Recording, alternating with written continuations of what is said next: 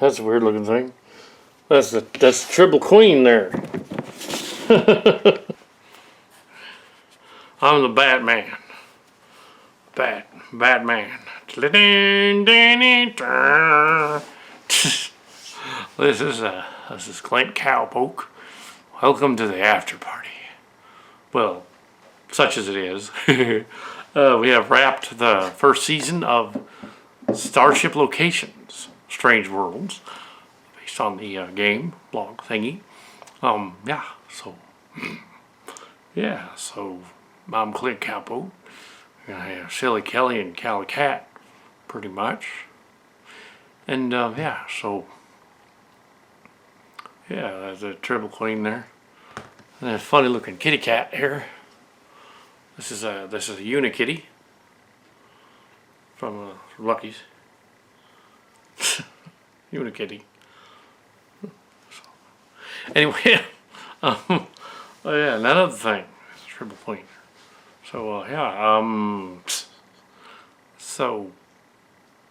Back in 2016, roughly, we were going on about how there's going to be, once Starship Chimera is finished, we were going to have a game, the Starship Locations game.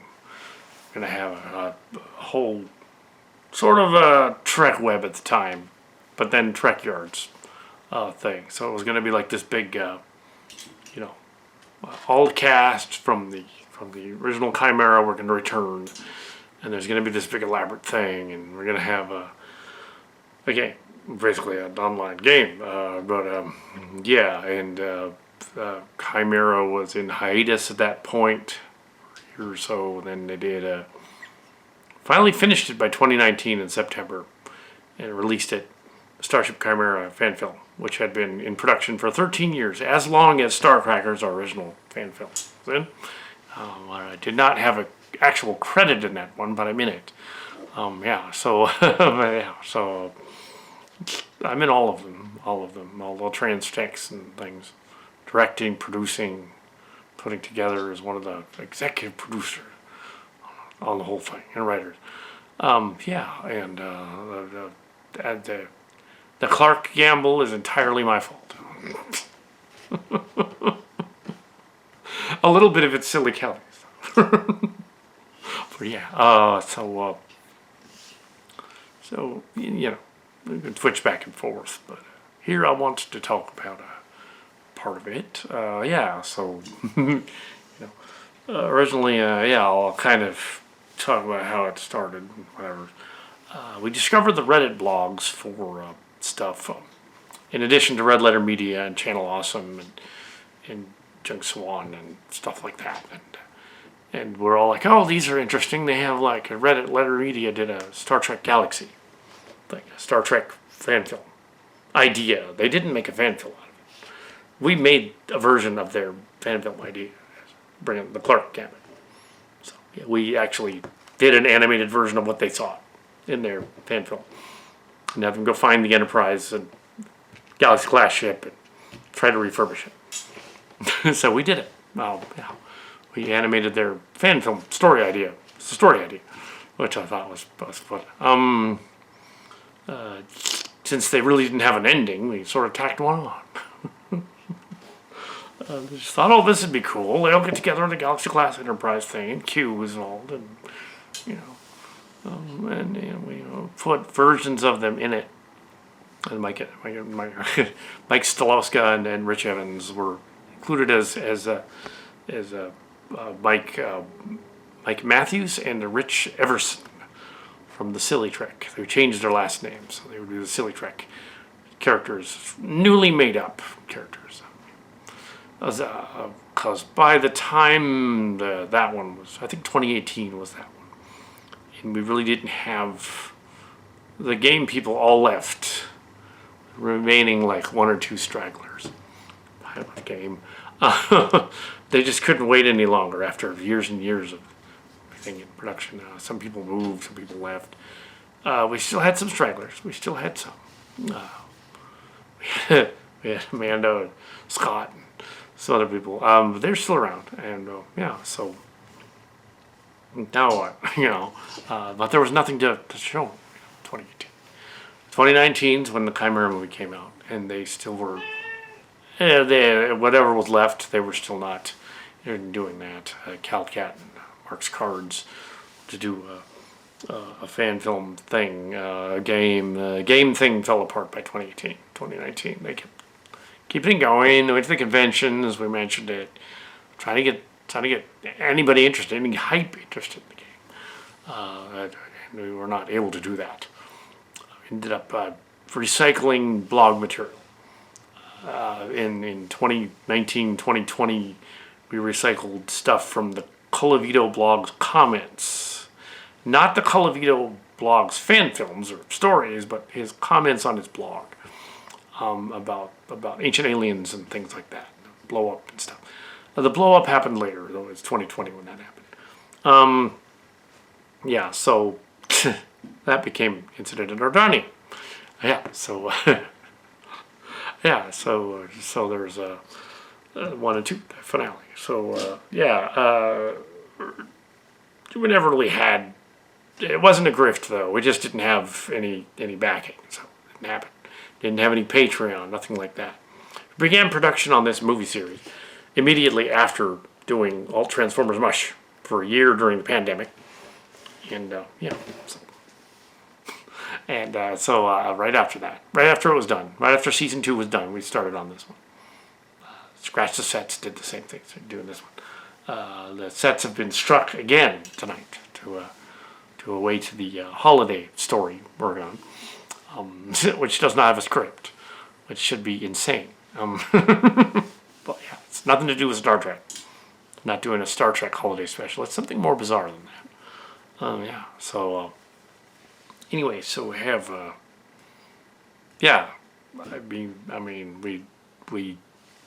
those characters can come back. There's others out there still interested. The gaming guy is gone. He didn't move, but he's just not going to the church anymore. We didn't have, there's no hype for that other thing. But we did these blog stories, put them all together. Just used the comments, which were hilarious, strung together as sort of a weird dialogue in Incident at Ordani. Went to Silly Kelly, and I did both of them together. And he got to direct the last two. And so, sure. So it was different. So it was fun. Some of it was aggravating. The Clark Gamble was extremely aggravating to put together scenes and blocking and stuff. And in post-production, there were 2 run-throughs of trying to get all the scenes to work properly. To which I'm good at just going in and filming it. Or Silly Kelly is more of a perfectionist, so he's like, well, why don't we just light every scene so it works? It might take more than 12 days, but at least all the scenes, in the camera, we're going to set up the scenes, each one. His version of the Incident at Ordani had barely any problem with it. Visual focus. Barely any. And nothing missing. And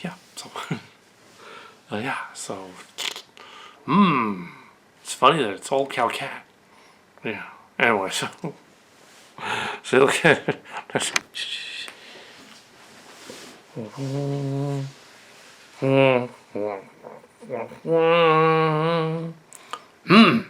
Silly Kelly. Yeah. Incident at Ordani. Yeah, so to make all the scenes look right, So you wouldn't necessarily take cowpokes scenes and chop them up. You wouldn't take this one, chop it up either. Just him, me. All right, so we have some ships here. I'd really show off some ships, but I'm not gonna. Here I have the ships. I'm not gonna do that. Maybe later for the trek cards. Maybe out here. Yeah. So we have the ships. Yeah, you didn't see them too much. Yeah, we shot some footage for the whole thing. Well, the ship isn't in it very much. So, the Titan's buried over there somewhere. I think it's buried under the He-Man stuff. But yeah, the other ships are they've decided that this should be the Titan A and the Chimera A, and that the original Chimera was destroyed in roughly 2397 after the events of the Fontana and Clerk story. Yeah, so or somewhere around during that story, because they had the Fontana at that point, named after DC Fontana. So was the Chimera actually gone at that point? I don't know. It was unclear as to what happened to it. This is clearly an alternate timeline, kind of, too, because of, well, if it has Everson in it, it's the Abrams timeline. But yeah, the events of Star Trek Discovery have affected the fictional Cillian timeline too, and vice versa, actually.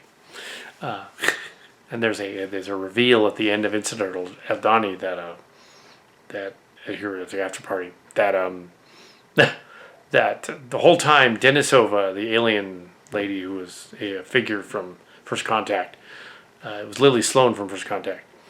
That's an ancestor of Sloan from Deep Space Nine. But she was also the Red Angel. From at the very end, she reveals that she's the Red Angel.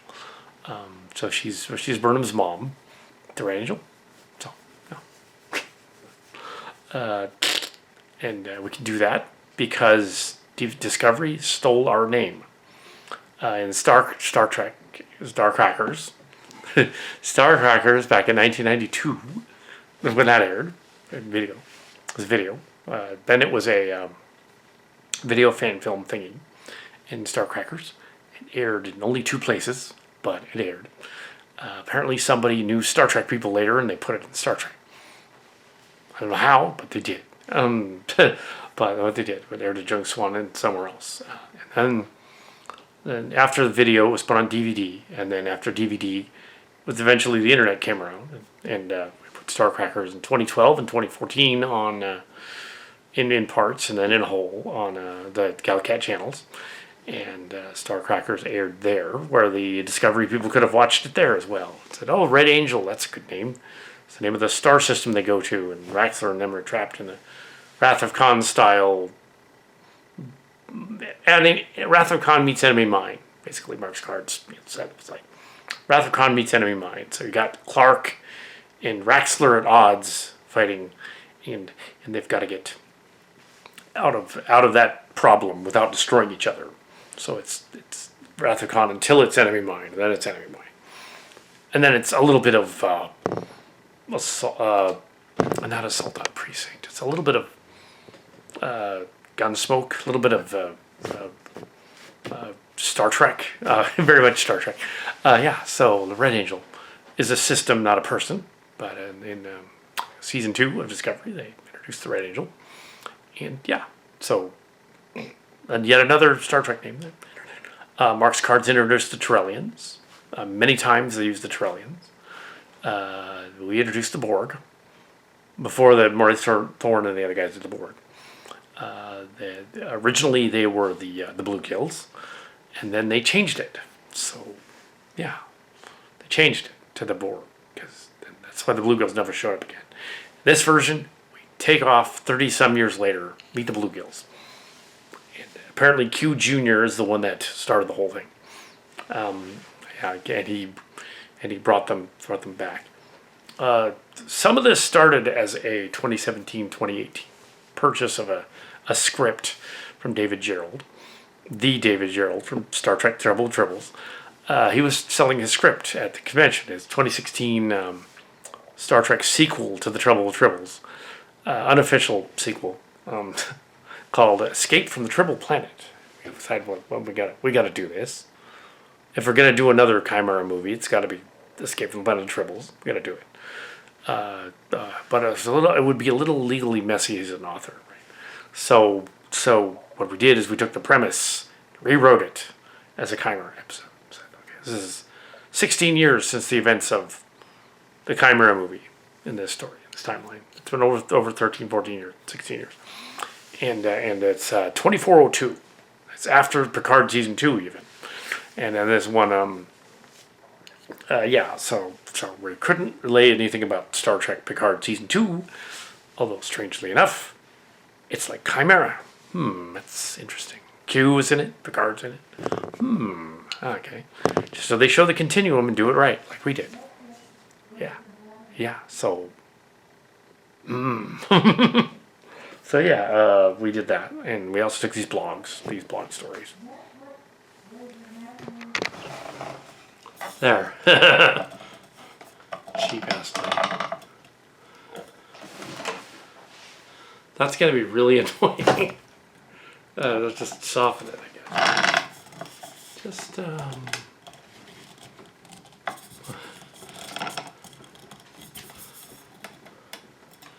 oh no, I'm going to be blinded by the light. There, just aim it over that way. Alright, so, that'll look weird. So kind of over there a bit. So this is Cal Cat, the Cal Catster, and you're reading a Silly Kelly and Cowpoke and talking about the blog here, the thing. Yeah, we didn't want to use any of the Ancient Aliens reviews blog, Colavito stuff. Obviously, the blog, because, just the blog stuff, but not the actual articles, because articles are articles even if they're online. He owns them. And we have to get permission to use articles that are online. Not the comments. The comments are free reign. It's like a Reddit blog. It's a chat, so use that if you want to.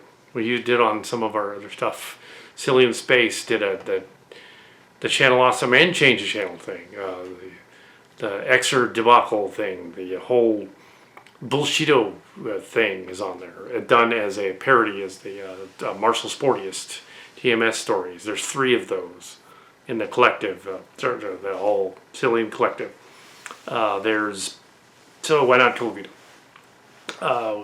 In the 2020s, during the pandemic, early on, we had amassed 2 books worth of really technically 1.5 books worth of this whole epic tale of giants and grave robbers and stuff and all this goofy, weird ancient alien stuff into a book based on just reading through his blogs and it's referenced in the story. Incident of Donnie is there's somebody tabulating and collating all of the blogs and keeping notes. Well, there were several people doing it, but I was one of them. And so we had we had them and we used them. The Fallen One story, which takes place in 3189, and the Wishing Planet in 2566, the Maelstrom story, which was just done so we could keep the name Maelstrom, really, because that is technically the same information of the blog, just the other stuff we didn't quite use in the other one, and we sort of trimmed out some of the rants. Like there was a rant about an undersea base or something. We didn't include that one in the Wishing Planet one, but really we kind of had them all. So yeah, and we could have them again. The original blog manuscript before it was those 2 books is 270 raw pages and could be used in a second season if we wanted to, but we couldn't then print it a 3rd book about it again. That wouldn't make sense. So it is unclear whether there will be a 3rd season or whether they will just end it here with this season. It's still unclear. It's not contractile. I don't know what I was talking about. what we were talking about before. Yeah, we don't know whether there's going to be more. This season so far is the miniseries. If we used any of it, you would have to drastically rewrite it to make it like possible to put in there. Even Incident Eldani was rewritten and woven into the premiere of the first season of Lower Decks review of the first season of Lower Decks. And that was kind of a weird thing that we did. It didn't quite work, kind of did. Those elements. It was more Incident at Aldani is an interesting story that all the loose ends get covered up, and dealt with. Earlier on, they detected a signal from Thaddeus Riker that he was alive. They're going to go find him. Because Cillian Space revived him, the preservers revived him. Because we thought that it was kind of weird that he died from a silicon ailment and he was a human. So in this version, we answered that. He's not. He's a robot. He's a synth. That's why he died. And I know that's convoluted, and it's like just saying, oh, it's not canon that Riker had kids on that planet, that Nepenthe planet that we called Nepotesia in the parody. And it's not canon because in Phantoma and Clerks, the novel, they said they were the children anyway, and now they're not. Now it's in the novel in Phantoma and Clerks, 2020. So it's in there. That Amanda was a consultant on, yes. But not so much Scott, and some other people, Katie, and some other people. But yes, so both Katies, So anyway, so we have it's a lot of them moved or left, went to college, whatever, so we have this weird Fontana and Clerks was an interesting novel series in the Cillian Space because you could because the Fontana part was the first 100 pages where we went to we sort of visited the classic Star Trek planets like the Mob Planet, Amusement Planet, and we wanted to visit some of the planets as they would appear in Silly Trek, the Cillian version of it. So we visited the Mob Planet and the other one. On the Phantoma, the DC Phantoma, named after DC Fontana, named after DC Fontana, not Phantoma, Fontana. We were annoyed, not just me, but other people in the game group that never got published, were annoyed at the Deep Space Nine finale, or the Deep Space Nine Season 8 story, written in 2019, I believe, What We Left Behind, in which they decided to kill off Nog. And then, coincidentally, a couple of months later, Aaron Eisenberg, who played Nog, died. Not before he said, "Why did they kill my character?" The story that the guys were suck. So in our version, we were all, no, he didn't. His ship was destroyed. The Till was destroyed, but this was the Till A that we have, you see, and in this one, but he was not killed. The Cillian Space Realm Station revived him. We visit the station. We visit Bright House Station in this story. Or a station that's similar to it. I don't think it's actually that station. I think it's another one. It doesn't really look like it. It looks like a Bright House Station.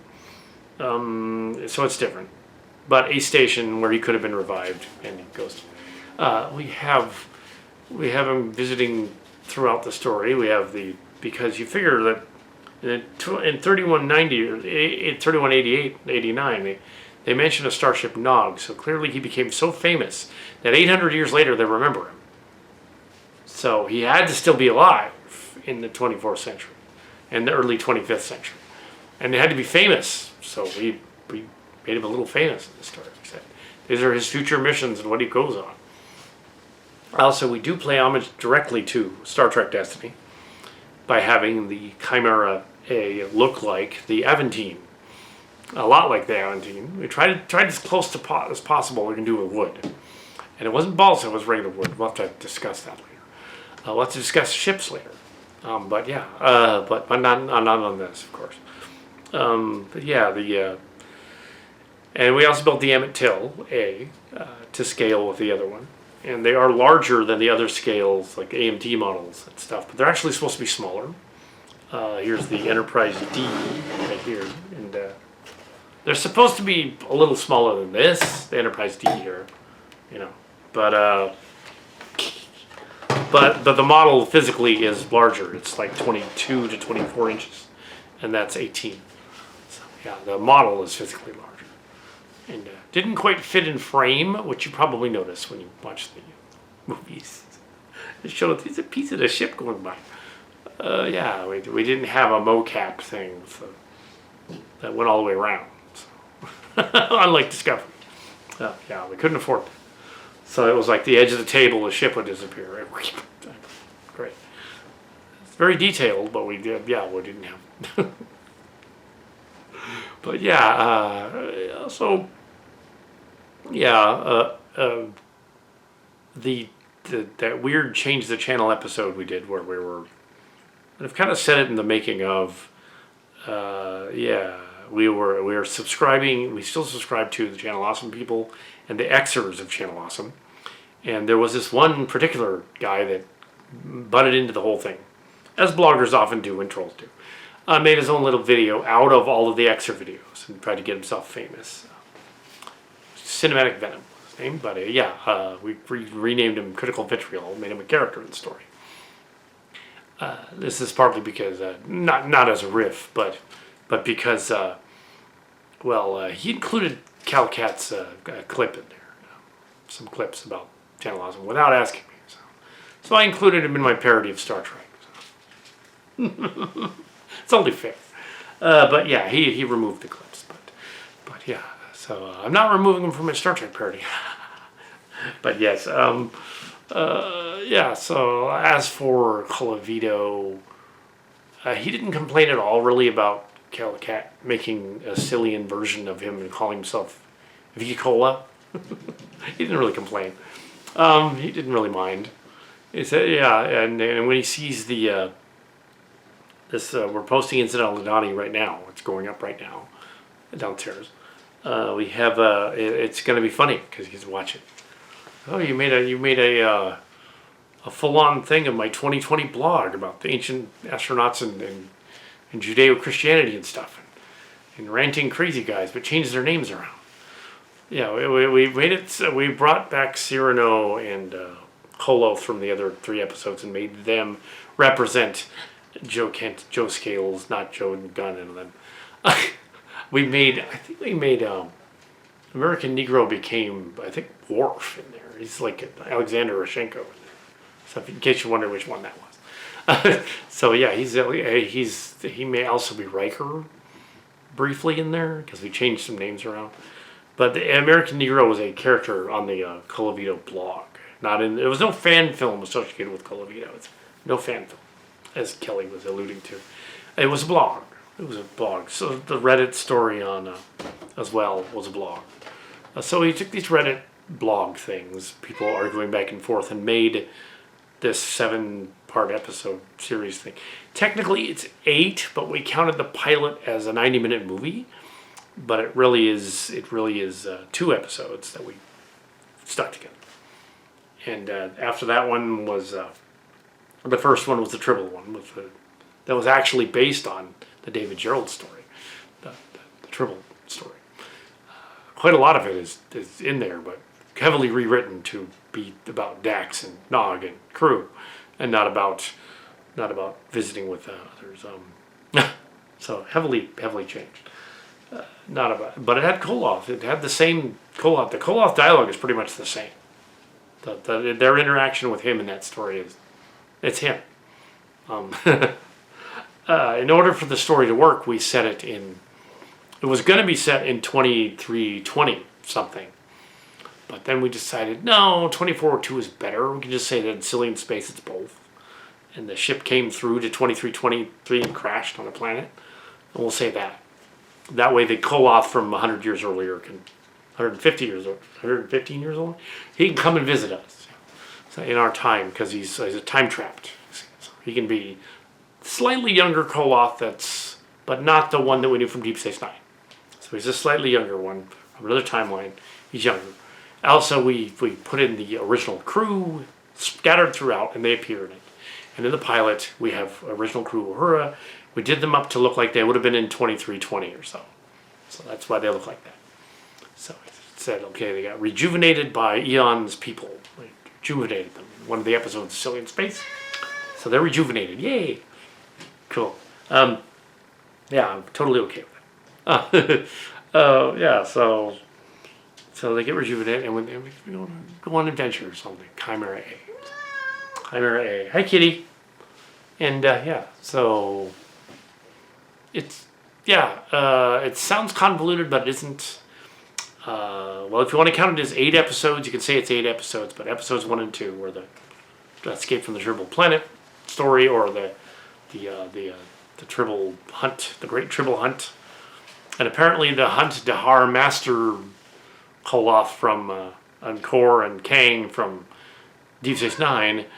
That hunt that they were on was a Tribble Hunt. That's what they were talking about. So he's, well, I'm the Hong Master of the Hunt. Ah! Just saying I hunted Tribbles on a planet. Killed them with my back death. So, yes, that's messed up. And I think David Gerald will appreciate the interpretation of the script. And I think the Redditors will love the Reddit parts. The story about the story about the Picard show, for instance, the two Picard ones. Yeah, we did that too. But we also did that as a story. So it's weird. It's like, well, we did a version of that as in Fontana and Clerks in the fan film. We did a form parody of Star Trek Picard Season 1 as the second half of that novel. A fan film story. We changed the names to Clerk and all that. Yeah, and it is fudged because in the pilot we mentioned Picard, who shows up, and he's like, I'm going to give you orders to go to the Tribble Planet. It should have been Lucky Clerks, but we're not going back and changing it. It should have been Lucky Clerks. But yes. Incident at Aldhani is great. They're all great. The finale is great. So all the times they say the finale is great, that's great. Also, you have an argument about faith and religion through skeptics and science and stuff, and they discuss things. I thought it was very interesting, and it was sort of a rewrite of the old Tom Brookston Theater stuff we did back in the 2012 era. So it's a rewrite of that kind of, even though it was actually fan blog stuff that was rewritten as that, and it technically wasn't. It didn't sell. Nobody wanted to watch it. There was a couple of those things on science and religion and stuff, and also referencing some of the atheist people, the Dawkins stuff and whatever, and Bionic Dance is referenced in there. We referenced that too, and some of the other bizarre quips. They're all very similar. These bloggers and bloggists people, they all have a similar etiquette. It all kind of works. So you get to the Colavito blogs that are rewritten as Vita Cola blogs, heavily rewritten. It's not even remotely similar. There's some of it's similar. I mean, the dogma is similar, but yeah, the story is quite different. You wouldn't recognize it if you watched it. You'd be like, Vita Cola is a parody of me, but nothing in here is me. Not even remotely. But yeah, that one guy Koloth dude does sound like that Joe Kent guy. But yeah. So if they do any more of those, they would have to be covering the books as well. And we've already done those. So if they do another season, we won't need to write it down as a novel. Unless the new season is so vastly different. We have to. Because, we'll see. I don't necessarily know whether we want to spend more time in that particular mindset. It would be like doing a Marshall Sportiest, like, bullshito thing. How would we do that as an episode? It was much better to have just a bullshito guy. Shadow Dancer shows up in an episode. 2 episodes. A couple episodes. Those 2, Spaceship and the Valerian episode. And he's walking around. In the Clerks episode, he's in that one too. He's played by a Scotty figure. So was Cyrano Jones. And yes, we get to use the Star Trek names as long as it's a Star Trek parody, and it's acknowledged that, yeah, it's a Star Trek parody. In the novelization version, I'm sure there will be one. We'll have to change the names just slightly. Locarno's Laredo or something. Just slightly, and then it's a Star Trek period. But you still recognize them all. Lucky Clerks' most radically changed name from Picard. And they kind of have the same backstory. Soong is in it and stuff. So at the end, it makes sense because you have... it makes sense at the end. There's a little couple of gags in there about the future. Essentially retconning the two, the Maelstrom book and the other one, and saying they're not canon with the Starship Locations timeline, which is funny. In this version of it, it didn't happen. That's actually a joke. That's a nod to the it's an in-joke and it's a joke because in the books it does end with it being sort of a retconned dream sequence planet thing anyway, caused by time-traveling aliens that are messing with space and time. And so that it's not a dream so much as it's a Nazistic snow globe thing. And then the aliens were like, okay, we have the means to do all this stuff to test humanity. And so we're going to put them on nepotism and put them on this weird Ancient Aliens blog planet and do stuff to them. And then at the end we're going to say, oh, don't worry about it. It didn't change anything in the universe, just on this planet, and now it's over. So it's a little, it's a little like saying it's a dream, but not quite. Oh, cow. Ooh, I've got only 10 minutes to close this thing. All right. So it appears I have 10 minutes to close. I have 9 minutes to close this thing. So this is sort of the after party. I'm sure there'll be other stuff because Starship Locations is not going away. We'll come up with something. Just like we'll come up with something with all Transformers Mush, Robotech. We'll come up with something. It'll happen. Originally, we thought we won't talk real brief. Originally about the relationships in the cast and crew. The little figurines. Originally, we were going to have Cedo... Originally, it was going to be... We were going to have Cedo and Vince have sort of a banter back and forth, like they were siblings or known each other for years, and it wasn't going to go anywhere. And we were going to have him get with Crass, but because the scenes that were, in later versions of the drafts, Crass kind of got written out of stuff, including this finale, to the point that she has like very little to do. And then we decided, oh, you know what? Oh, well, how about it's Vince and Cedo? Because, it'd just be kind of weird, so Cedo. So they get all the banter.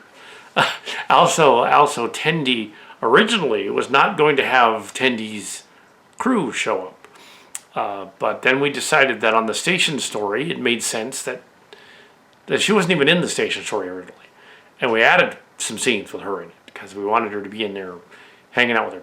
And then we were like, oh, no, the Lower Decks is going to end. So why don't we, it was coming to an end. The second season was coming to an end when we were in production. So we're like, oh, let's just throw in that. It'll be sort of a parallel to the season finale now. So she meets up with some of the crew. It seems like it's inconsistent with a line of dialogue in the finale when she says, it's too bad my crew couldn't be here to see this. They weren't here to see this. And she doesn't mean they're dead. She means that they just weren't there. So they're not dead. They're not gone. See the finale. So actually, her face was kind of melting off. So was the action figure. So was Cal Cat and Mark's Card's face. That in high def they looked terrible. But what are you gonna do? So the story. So yeah. So those are little tidbits. I'm sure there'll be other things to look at behind the scenes. I put away the figures already, but we'll do other stuff first. But it's been it was great. So even though it was a work in progress. Now the people that used to promise this game thing, look at this fan film thing, and be like, oh, it's on. You're gonna do the game now. Well, now that the COVID thing is lighting up a little bit, it'll be back as a game. I think it'll be back, and we'll do stuff. I think the story's original cast members split up. Well, they moved. Some of them got married. So the original person that thought of the SpaceX story is married now. We have a couple story. She moved to Mendocino County. So I'm not sure what Brian's up to. Kathy's around somewhere on Monterey Road. I think they both are technically. I don't know if they're available. I've tried to contact them. I also tried to contact. I got one contact with Team Cantrell. One of the original cast members. Probably not interested in being on the show, but we'll see. He's busy. Oh, and yeah, we've had others visit set and things like that. So yeah, they haven't visited the set at all. It's entirely COVID masks and all that. So anyway, so yeah, so everybody's vaccinated. Anyway, so that's it for now. We'll see some ship stuff, some other stuff. We'll see what happens. Yeah. So, well, time to mosey on now. Down, down, down, down, down, down, down.